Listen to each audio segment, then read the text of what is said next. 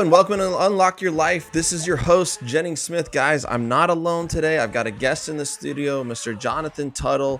He sent me an email a couple weeks back, or his team did, seeing if they could be a guest on the show. I usually ignore that, but this one caught my attention because he is doing flex warehouse development plays with office, and I'm in the midst of doing that. I've got a piece of land under contract, and so I thought, let's have this guy on the show. He's got more experience than I do. See what's going on. So, Jonathan, man, welcome to the show. Appreciate you being here. I appreciate it, man. Thanks for having me on. Excited to be here. It's kind of cool. It's kind of unusual to find somebody else in the flex space. It's not as common as like multifamily per se.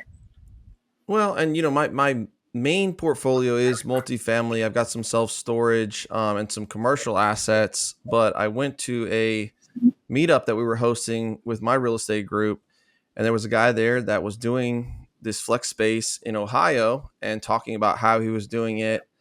The interesting thing about what he's doing is he's condoing them off and selling them as individual bays, which I thought was intriguing. Yeah. And so we got to talking, working through some things over the next few weeks and months, and now we've got a piece of land under contract and working on our own right here in the Charleston area. But tell me about yourself. What is your story? Looks like you've been doing this fund since like 2020, 2021. Is that right? Yeah, I was doing more mobile home parks then. So like my majority of my background, my dad was a developer, general contractor. So he built 75 custom homes, had 2 real estate brokerage offices. So I've always grown up on the real estate side, transitioned to brokering, ended up being like head of 2 different brokerages, including the national, for Yale Realty, which is the biggest mobile home park brokerage, biggest team. And then basically segued over to investment side of it. And I just spoke at IMN Nashville like 2 weeks ago, the mobile home park conference, private equity conference on stage. And if the sentiment is anybody's been in the space, they're in other asset class now because the supply is very limited and the deal flow is very limited. And flex space and my development background just made the most sense. Right now it's undersupplied. It reminds me of like 10 years ago, mobile home park / self-storage. And you're also doing the same space, so you're familiar with that as well. So you're seeing this as more of a blue ocean space, and are you doing it like ground up development, or are you purchasing and subdividing? Yep. What's your model?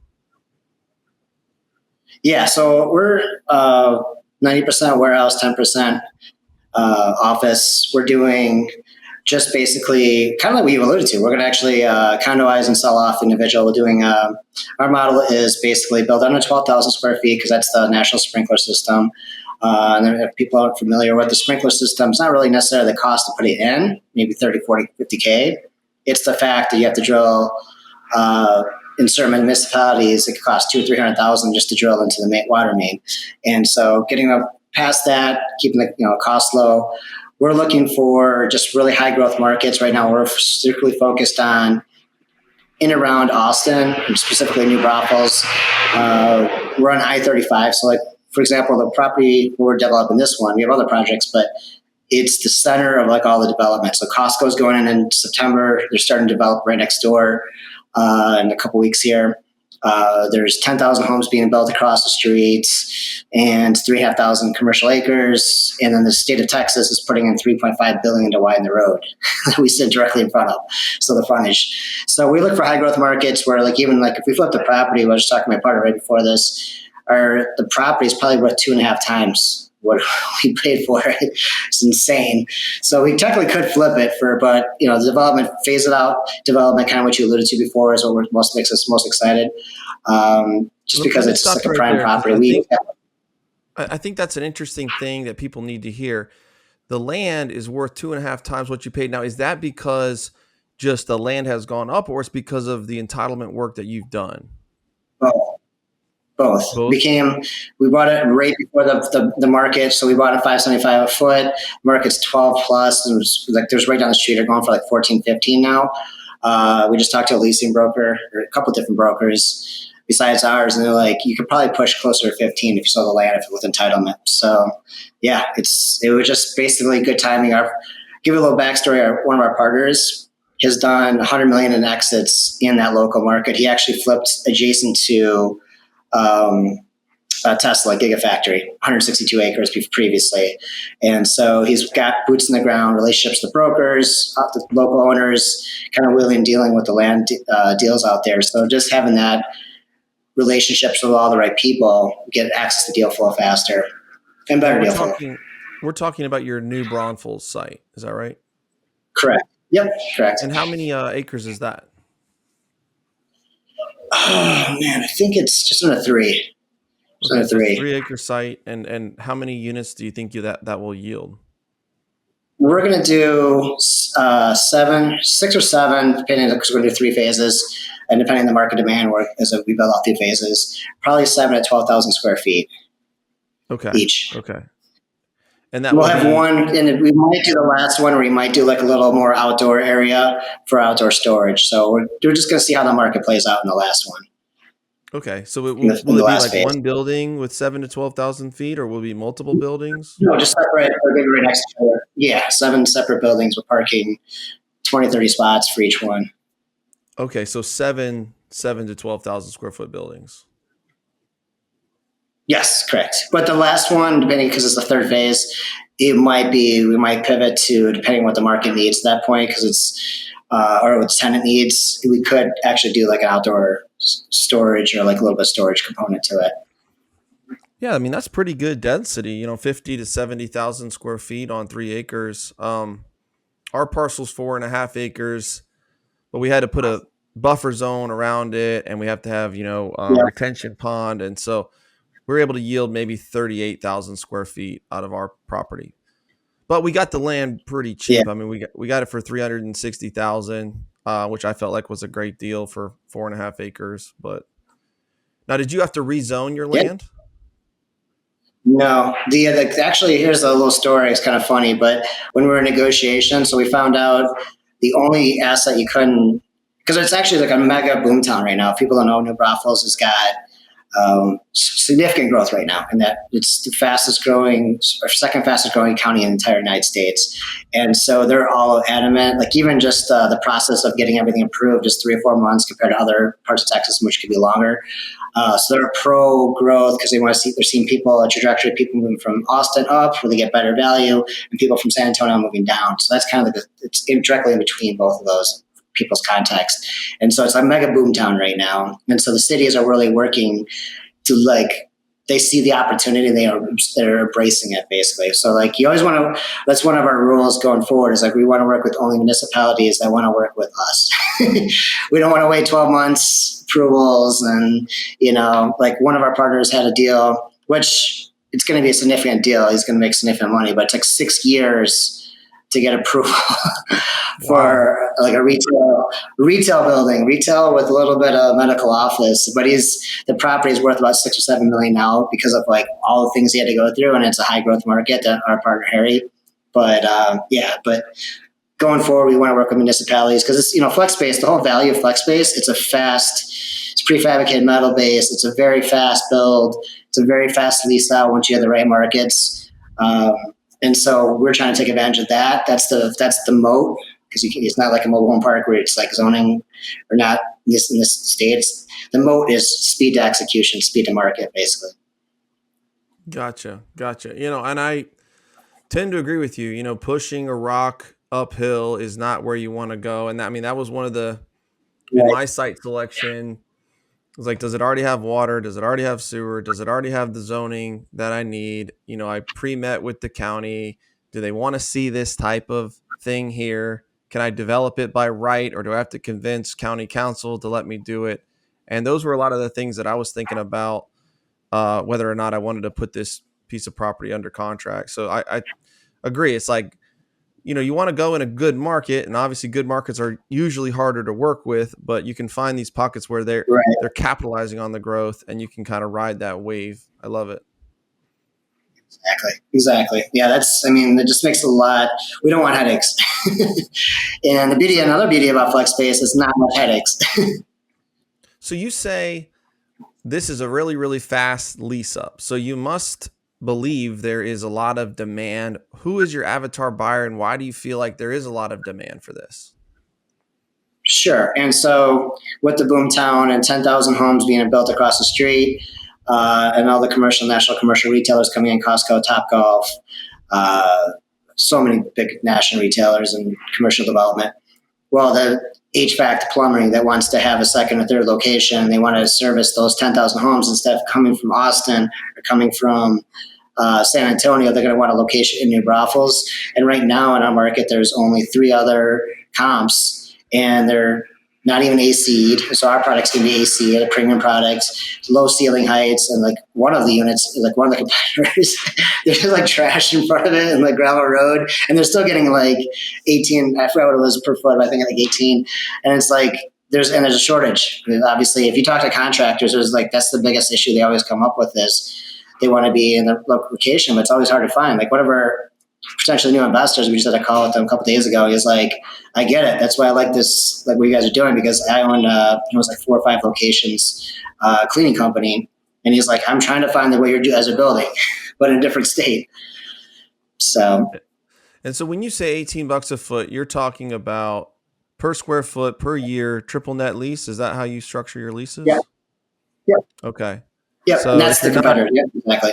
If you're not familiar with that, you multiply 7,000 square feet by $18 divided by 12. That's their monthly lease payment. But then they also have to pay their taxes, insurance, maintenance, repairs. Usually the landlord is on the hook for the structure, the roof, and the HVAC probably. So yeah, exactly. I mean, that actually is very similar to the Charleston market. That's what, warehouse space is getting around here is about $18 a foot. So what is it costing you to build one of these? The all-in cost, and I know we've been working around numbers, and it's going to change based if the interest rates.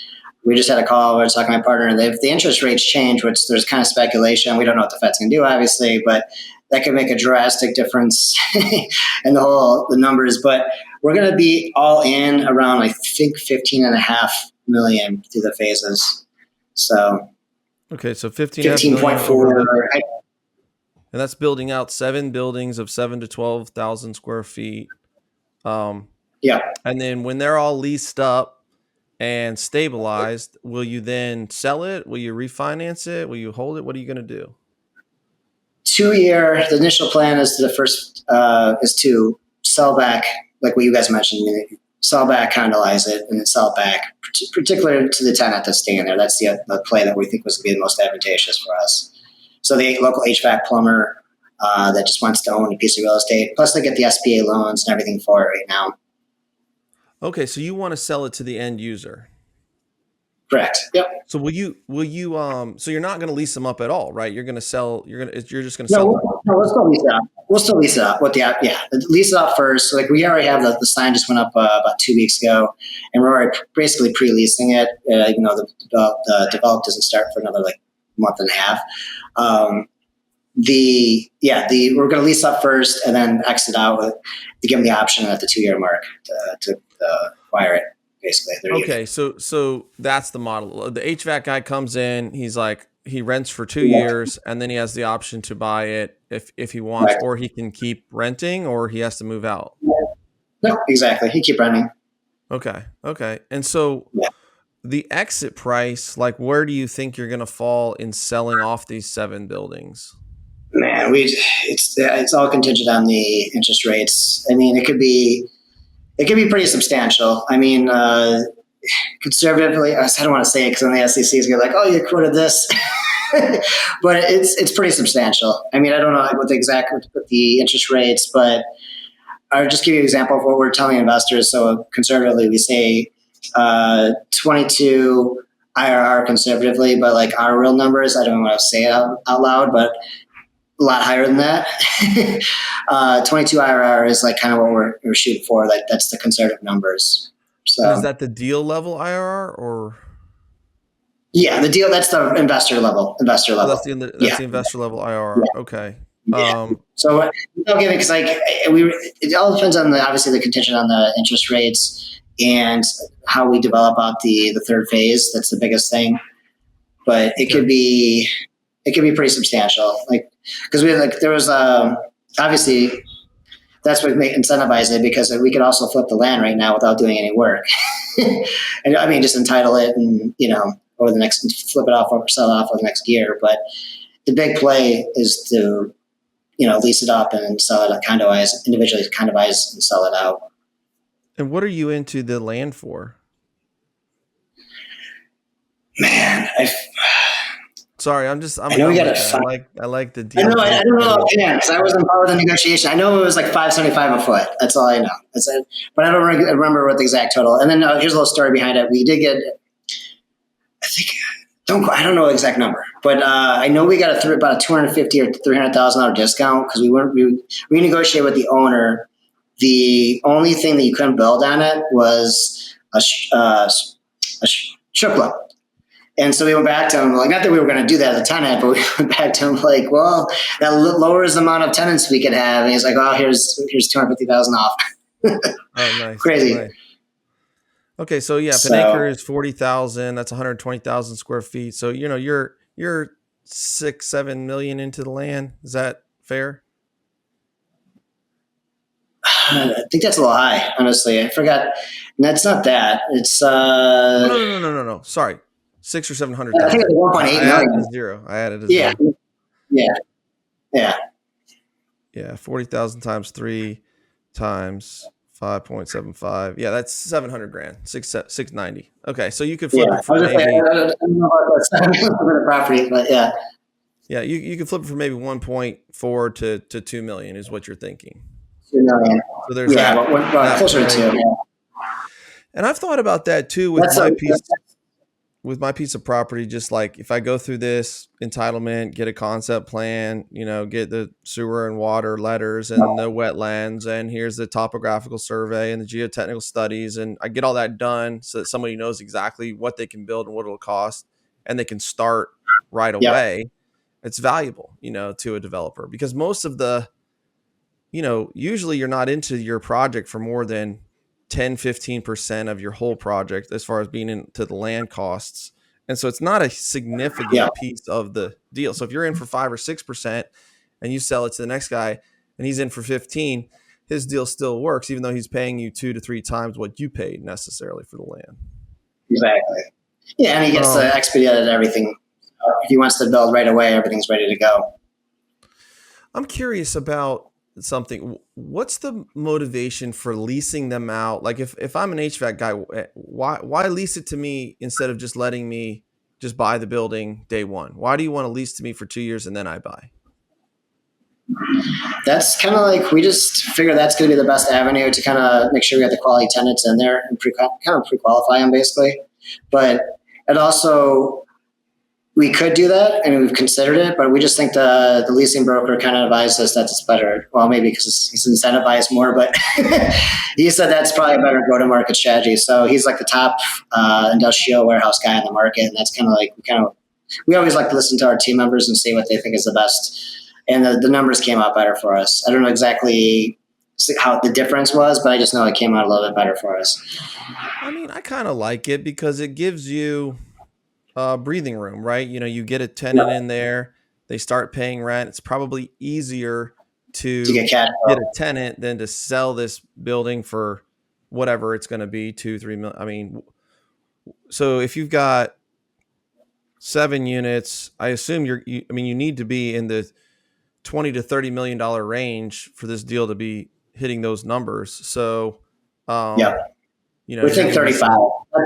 Yeah, I think that's your point. Yeah, we think we could probably exit around 35 if the interest rates is a very, very high end of the deal. Yep. Gotcha. So 30 to 35. So depending on interest rates, 30 divided by 7 properties is, you're trying to sell them for $4.3 million per 7,000 square foot unit. So yeah, I mean, that's great. If you, and also I think it gives the bank probably more comfort of like, oh, they've already got their location here. They're settled here. They've been paying rent for 2 years. Their mortgage payment's going to be about the same as they were paying in rent, maybe a little more, but yes, we'll do this loan. That's probably a lot easier for the bank to do. Yeah. Which is going to help you exit. Exactly. Okay. So your target people are small businesses, mid-sized businesses that are capitalizing on the growth in New Braunfels. pre-leasing, like how are you doing that? Like how are you've got a broker that's marketing all this stuff for you? Yeah, look, see, we just put up the signage, or he put up the signage on I-35. So that's 130, 140,000 vehicles per day go by there. And so they're already getting calls. And with all the local press and the local media has been really covering just all the development. And so the good thing is, because if you looked at our comps, there's only three other comparables and they're already fully leased out. And so with this mega new growth, it's just first movers advantage, just like the plus location. We probably have the most center location. We luckily, even like we have our top broker, but the competitor broker is like, how did you get that deal? It just became like the center of like the development, which is, we got really lucky basically. It's not luck, Yeah. we've been preparing, but just happens that everything is just happening front, behind us, and across from us. So yeah, so I mean, that's the first person that people, or the first thing people always ask is, how did you find the deal? So can you kind of dig into that? Like, how did you find sure. the 3 acres for 690? And you're like, hey, this is a great deal. How did it come apart or come upon you? It comes back to Harry, like the partner Harry, who's been doing he's the same guy that flipped a property adjacent to the land adjacent to Tesla. He's just been really working the market, boots in the ground, full cycle $100 million deal. So he literally, if people have deals, everyone knows them in town and the area is like, hey, let's just take care of this deal. And they do like the handshake deal, and just having those relationships because even though it's a mega growth boomtown, it's kind of like what I like to relate to, like the mobile home park scene, like the guys or the old school guys, like they want the people that've been there and they don't like the new guys coming in that they don't know basically. And so just having those long-term boots in the ground with relationships with everyone knowing you're doing the deals, that's how you get access to deal flow than the average person one. And I say that too. People don't like it because they want this like formula, like, well, what website do I go to, and what, Right. and it's convoluted how you find these things sometimes. I mean, like the piece of land, I'm looking on the GIS, I look at a suitable piece of land, I see, I know the owner, like he lives actually in my neighborhood. I call him, he says, I don't want to sell that, but I got this other property over here. Go check that out. I'll sell that for Right. 200,000 an acre. I went and looked at that, and next to it there was this little red residential sign stuck in back in the woods, and I call that broker and he's got his listed for 385. So, less than half of what the other guy wants. But it's not listed in the proper channels. It's not on Crexy or any of the commercial websites. You got to be boots in the ground. Right. Like, And so I just kind of stumbled upon this piece of yeah. land, and you know, there's no formula for that, but it was just like I just kind of took action and beat the bushes, and something evolved. Yeah, 100%. And just that's the pro tip. You just got to take action. Like when I did the brokerage side, when we would literally drive, rent a car. We would rent an old school, like basic Honda Civic. Not like we'd say, hey, my grandma's moving in, how's this park? And then we introduce ourselves to like the residents. We'd go and handshake with the property manager and just hopefully see the owner there. Like, oh, by the way, if you guys are considering, we'll do this off market for you. So we literally would drive from 8 o'clock in the morning to 6 at night. And then if we had any owners that, hey, want to have more conversation, we take them out to like the local steakhouse. And so real estate, especially commercial real estate, same thing with the broker is you want to be friending the local brokers and be like, hey, we can do this off market. And then they'll push you through it too. Like, so you become friends with a local broker, and it's somebody they've never heard of calling from another state, but you're like, hey, like let's do some deals together. And I'll make you the go-to. And then maybe you could even do the sales side of it. They're going to push your offer through when they're presenting 2 or 3 offers to the owner because they know they can get more on the back end. Right. Yeah, I hear you. And we see that in multifamily. It's like, hey, they'll bring you something before they list it because now they can get both halves of the commission. They don't have to split it with another broker. Why would they Exactly. not go to you first? Okay. Exactly. One, I'm glad I had you on the podcast and we're not over yet, but I just wanted to say that's a new idea for me, like that thought of leasing it up and then giving them the option to buy, because it sort of gives them a little bit of safety and security of like, okay, I can try out this location, make sure I like it, make sure it works for my business. Then I can commit to the sale. Because what we're doing is essentially 1,100 square foot bays, so smaller flex bays with a bathroom and then office, and we're selling each Mm-hmm. bay for 250 to 300,000, kind of depending on where the market is. Right. And we're going to be all in for, similar 4.2, and we hope we can sell it for 8.5. So, trying to double the money on the exit. But and it's the numbers are great, right? It's like, if you could buy a apartment complex for 4.2 and you could sell it for 8.5 2 or 3 years later, everybody be doing it. So All the day. difference Yeah. is, right, the risk level of this. I mean, you're talking about taking down raw land. You could be hitting roadblocks. There's soil qualities, there's mega construction costs, there's no money coming in, right? There's no existing revenue for a long time, because not only do you Right. have to get all the permits and entitlements and build it, you also got to fill it up and sell it, which is also an unknown. Like, are people going to Right. rent these things? Are they going to buy these things? So what do you tell to investors who are like, yeah, I mean, the numbers look great, the spreadsheet looks great. If you can sell these for $4 million a piece, you're going to make a bucket of money. But there's a lot more risk in this deal than there is on buying a stabilized multifamily that's got a little bit of operational value add.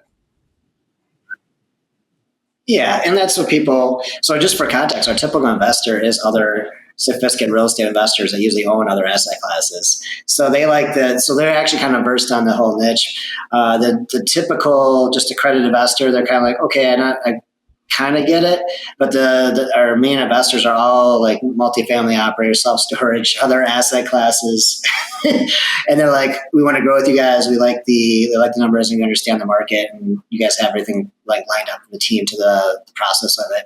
But yeah, to your point, yeah. So the biggest thing is the money is in development. We have just had a call with my partner, Alec, right before this, and we were. I was like, because my dad was a general contractor, and I was like, I saw that he first started out fix and flips, and then he got his brokerage, had two to three real estate brokerage at any time, and then the real money, the bulk of his wealth came from developed GCing single family houses, not like uber luxury, from like 200,000 to like 600 to 700,000 range, 80s, 90s, mainly in the 90s was a development boom, but that's the biggest return typically is going to be, yes, you have to wait a little bit longer for cash flow, but the returns are usually highest in development. And the good thing about this, if people are understanding, flex space is not a real complex build because it's 90% a warehouse with 18-foot ceilings. Like, it's not like we're not putting in custom flooring. I mean, the flooring's there, but you're not like sitting in like a single family house where you have to like, oh, we want this, this, and this, and there's like some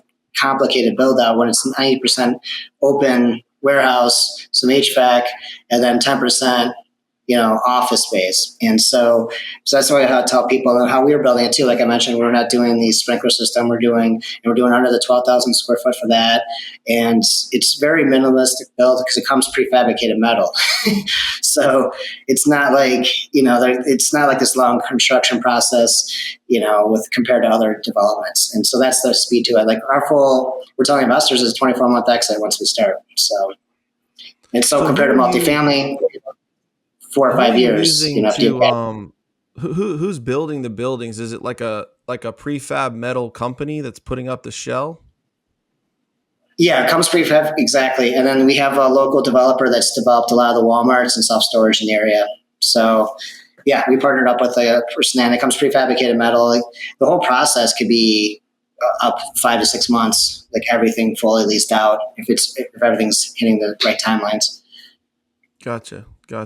I mean, technically it'd be 1 month to get the outside, but then the inside and everything else fully customized and everything, so and leased out. Yeah. And who's giving your data on your like lease up period? That's the leasing broker. Yeah. So they Yeah, think we it'll reached out to a couple. I'm sorry, you cut out. What's that?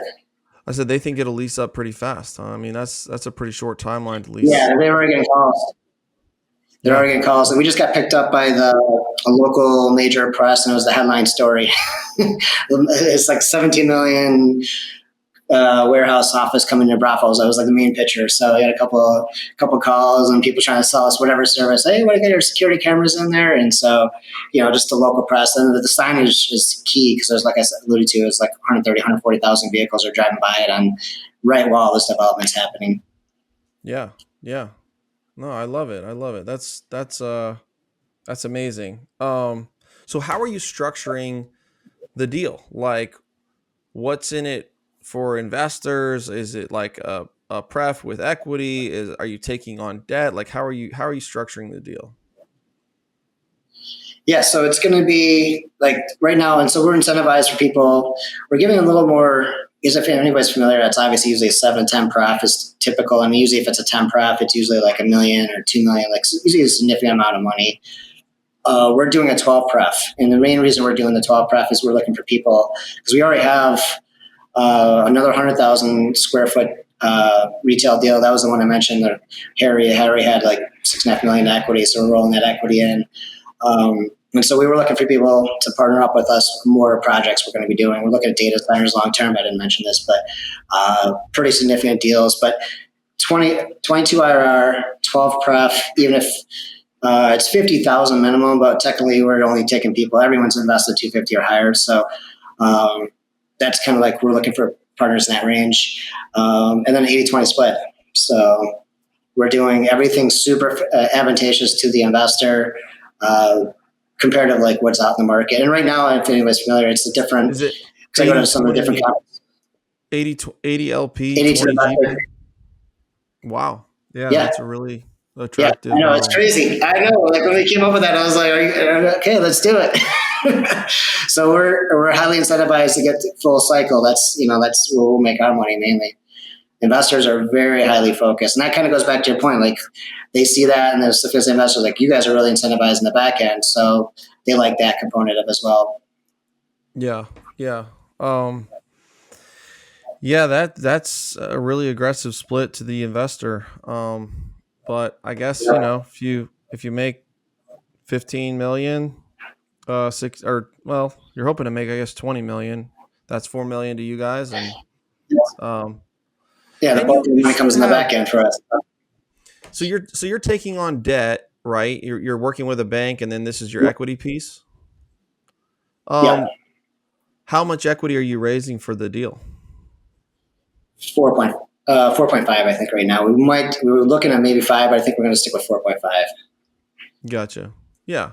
So, yeah, you're doing a deal that's about three times as big as mine. Essentially, I'm looking at 1.2 million equity, and about a $4.2 million project, and you're like 15. So cool. Yeah, I'm trying to just crawl before I run, but. Yeah, I mean, just get your first deal. Like my partner Alec, he's done a few of these, and so he just kind of gradually gets bigger. So it's kind of how it goes.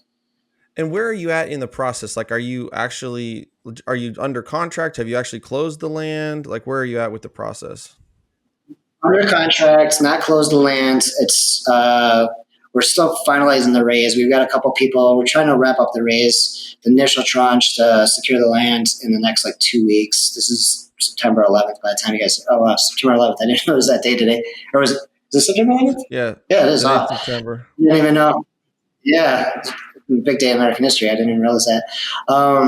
Yeah, so it's under contract, and closing. I think we just talking about. I think we're extending it. I forgot exactly when because we just talked and then just didn't remember. But we hope to have the everything starting in the next 6 weeks, basically. So the only thing the issue we've had right now is finalizing the last couple of investors. We have a couple investors they've already done they do the syndication paperwork and then they're like, oh, I'm waiting on to send the money. I'm like, are you going to go or not? Because we got to move you out with somebody else. And so you know how that goes. And so we're like, here's a definitive timeline. Here's where we're going to do that. And this is what we need. So. And then how far, have you already gotten your land disturbance permit? I mean, how far are you away from actually breaking ground and starting? 6. Yeah, we could go right away. I think I think it's 6 weeks out from everything. I think everything is just at the very finalized. Wow. So Alex and Alex, we've been working on this for a while. Yeah, so we got it under contract. Man, I forget when February or March. Okay. Okay, so you had a pretty So long DD period, close period, but that's yeah, typical in and then land. Really, not that SEC long for paperwork, land. and the SEC paperwork, and how lawyers take. Oh, it'll be done in 4 weeks, and that took Yeah, 9 weeks. gotcha, gotcha. And so I assume at the closing of the land, you've got to have all the cash because that's when the bank loan's kicking in for the Yep, development. So you got to have your full yep. raise. Yep. Um. Okay. Well, awesome, man. Well, that's exciting. So, how do people connect with you further to learn about Land Play, Flex Development Fund, and connect with you? Sure. Sure, yeah. Jonathan Tuttle, the number one on LinkedIn if you want to do a little research, and then land hyphen play. So land hyphen play. And our new website actually goes live either at the end of the day, it depends on when it propagates, but it looks really nice. So land hyphen play, and then you can request an OM. So, and we have some other really cool developments, like I alluded to. A lot of cool stuff in the pipeline just because it goes back to my partner having a lot of deal flow in the markets, in the local So market. land-play.com or Jonathan Yeah, it Tuttle comes up number one in or Google too. Yeah, yeah, gotcha. and Well, hey, LinkedIn. Jonathan, I appreciate you hanging out with us. Sounds like an exciting deal in New Braunfels. If you want to go to land-play.com, you can check out the other projects he's working on. But appreciate you being here, and I learned a lot. Very, very intriguing concept, flex warehouse, and I do think that it is a good opportunity right now. I mean, there's a lot of 150,000 to million square foot industrial space out there. I know the Charleston Right. market has like a 2 to 3 year oversupply right now of that stuff. But there's not a whole lot between 1,000 to 5,000 to 7,000 square feet that is available. And if you need that space, you need it to make your business work. Exactly. And we think our tenants, to your point, is around 3 to 4,000. So it's exactly where same thesis we have. So Gotcha. All right. Well, have a great week. And guys, I appreciate you tuning in. Reach out to Jonathan if you're interested in that. And we'll see you next time. thank you.